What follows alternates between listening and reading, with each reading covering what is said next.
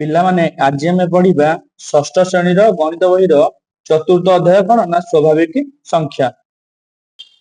ପିଲାମାନେ ଦେଖନ୍ତୁ ଶୂନ୍ୟର ପରିକଳ୍ପନା ଦେଖ ଶୂନ୍ୟର ମାନେ କଣ ନା କିଛି ନାହିଁ କୁ ଆମେ କଣ କହିବା ଶୂନ୍ୟ କହିବା।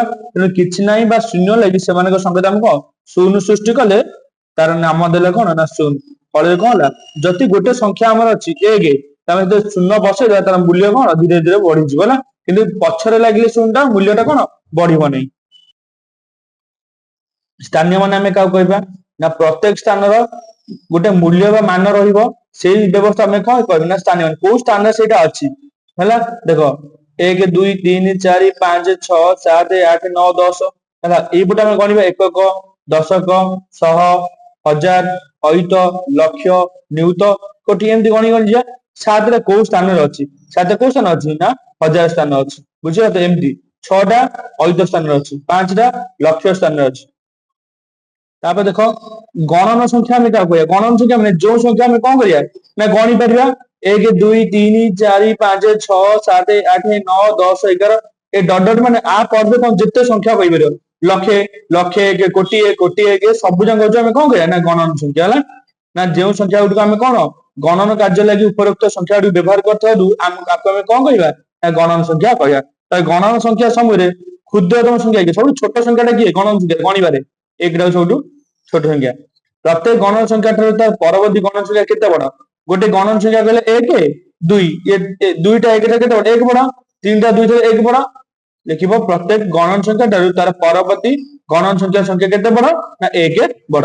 ଏ ସଂଖ୍ୟା ସମୂହର ଶେଷ କୋଉଠି ନା ଶେଷ ଏହାର ନାହିଁ କାହିଁକି ଆମେ ଯେତେ ଗଣିଲେ କୋଟିଏ କହିଲେ କୋଟିଏ 1 ଲକ୍ଷ କହିଲେ 1 ଲକ୍ଷ 1 ଆଗକୁ ଆହୁରି ଗୋଟେ ବଢିଯିବ ହେଲା। ଦେଖ ଏବେ ଆରମ୍ଭ କରିବା ଆମେ ଅଭ୍ୟାସ କାର୍ଯ୍ୟ 4.1। 1 ନମ୍ବର କହିଲା କ୍ଷୁଦ୍ରତମ ସ୍ୱାଭାବିକ ସଂଖ୍ୟା କେତେ ସବୁଠୁ କ୍ଷୁଦ୍ର ଛୋଟ ସ୍ୱାଭାବିକ ସଂଖ୍ୟା ଆମେ କଣ ନା 1 ହଉଛି ଆମର କ୍ଷୁଦ୍ରତମ ସ୍ୱାଭାବିକ ସଂଖ୍ୟା। 2 ନମ୍ବର ଦେଖ ପ୍ରତ୍ୟେକ ସଂଖ୍ୟାର ବାମରେ ତାର ପୂର୍ବବର୍ତ୍ତୀ ସଂଖ୍ୟା ଆଉ ଡାହାଣରେ ତାର ପରବର୍ତ୍ତୀ ସଂଖ୍ୟା ଲେଖିବା। ଦେଖ 28 ର ପୂର୍ବବର୍ତ୍ତୀ ମାନେ ପଛ ସଂଖ୍ୟାଟା 27 ତା ପର ସଂଖ୍ୟାଟା କେତେ ନା 29। ସେମିତି ପୂର୍ବବର୍ତ୍ତୀ ପରବର୍ତ୍ତୀ କହିଲା 248 ମଧ୍ୟ ତା ପଛ ସଂଖ୍ୟା 247 ବା ପୂର୍ବବର୍ତ୍ତୀ ପରବର୍ତ୍ତୀ 249। ଗଡେ 567 ର ପୂର୍ବ ସଂଖ୍ୟା 566 ପର ସଂଖ୍ୟା 568। ସେମିତି ଘରେ 3856 ପୂର୍ବ ସଂଖ୍ୟା 3855 ପର ସଂଖ୍ୟା 3857। ସେମିତି 5000 ଦେଲା ପୂର୍ବ ସଂଖ୍ୟା 4999 ପର ସଂଖ୍ୟା 5001। 99999 ପଛ ସଂଖ୍ୟା 99998 ପର ସଂଖ୍ୟା କେତେ ନା 1 ଲକ୍ଷ। ବୁଝିଲା ନା ନାଇଁ।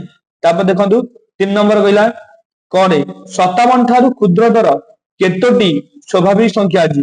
ଦେଖ 57 ଠାରୁ କ୍ଷୁଦ୍ର କେତୋଟି 57 ଆମେ କଣ କରିବା ନା ଆଉ କେଇଟା 1 ରୁ ଆମ 56 56 ପରେ 57 56 ଟି କେତେ ନା କ୍ଷୁଦ୍ରତମ ସ୍ୱାଭାବିକ ସଂଖ୍ୟା ଅଛି। 48 216 ମଧ୍ୟରେ କେତୋଟି ସ୍ୱାଭାବିକ ସଂଖ୍ୟା ଅଛି ନା 216 48 ଫେଡି ଦବ ଯେତିକି ବାହାରିଲା କେତେ ହେଲା 167 ପୁଣି ସେଥିରେ -1 ଆମେ କରିବା ଫେଡାଣ 1 166 ଟି କଣ ନା କ୍ଷୁଦ୍ରତମ ସଂଖ୍ୟା ଅଛି। ଗড় କହିଲା ଦେଖ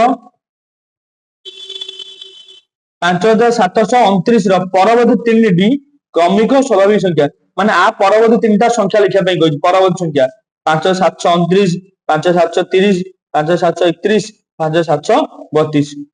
ତାପରେ କହିଲା ଏକକ ଅଙ୍କ 5 ହୋଇଥିବା କ୍ଷୁଦ୍ରତମ 6 ଅଙ୍କ ବିଶିଷ୍ଟ ସଂଖ୍ୟା କେତେ ଅଙ୍କ ସଂଖ୍ୟା ନା 6ଟା ଅଙ୍କ ଥିବ। ଏକକ ଅଙ୍କ ମାନେ ପ୍ରଥମେ ଏକକ ଅଙ୍କରେ 5 ହୋଇଥିବ ଏଠି ଆମେ ଏକକରେ 5 ଦେଇଥିଲେ କ୍ଷୁଦ୍ରତମ ମାନେ ସବୁ ଶୂନ ଶୂନ ଶୂନ ଲଗେଇବା ହେଲା 1 2 3 4 5 ଲାଷ୍ଟ କାହିଁକି ଆମେ 1 ଲଗେଇଲେ କାରଣ ଶୂନର ମୂଲ୍ୟ ତ କିଛି ନଥାଏ 1 ଟା ଆମେ ଲଗେଇଲେ କେତେ ହେଲା ଆମର 1 10 100 1000 ଲକ୍ଷ 6ଟା ସଂଖ୍ୟା ହେଲା। ତାପରେ ଖ ଏକକ ଅଙ୍କ 7 ହୋଇଥିବା କ୍ଷୁଦ୍ରତମ 7 ଅଙ୍କ ବିଶିଷ୍ଟ ସଂଖ୍ୟା ଲେଖିବା ପାଇଁ କହିଛି। ଏକକ ଅଙ୍କ 7 ରହିଲା ବୃହତ୍ତମ 7 ବୃହତ୍ତମ ମାନେ ବଡ ଅଙ୍କ କିଏ ଆମର ରହିବ 9 ରହିବ 6ଟା 9 ଲେଖିଦେବେ 1 2 3 4 5 6 ହେଲା 99,99,997 ହେଲା। 6 ନମ୍ବର ଦେଖନ୍ତୁ 6 ଅଙ୍କ ବିଶିଷ୍ଟ କ୍ଷୁଦ୍ରତମ ସଂଖ୍ୟା ଠାରୁ 7 ଅଙ୍କ ବିଶିଷ୍ଟ ବୃହତ୍ତମ ସଂଖ୍ୟା ପର୍ଯ୍ୟନ୍ତ କେତୋଟି ସ୍ୱାଭାବିକ ସଂଖ୍ୟା ଅଛି କହିଲେ ଉଭୟ ସଂଖ୍ୟାକୁ ମିଶେଇକି ହେଲା ଦିଟା ସଂଖ୍ୟା ମିଶେଇବା ଆମେ।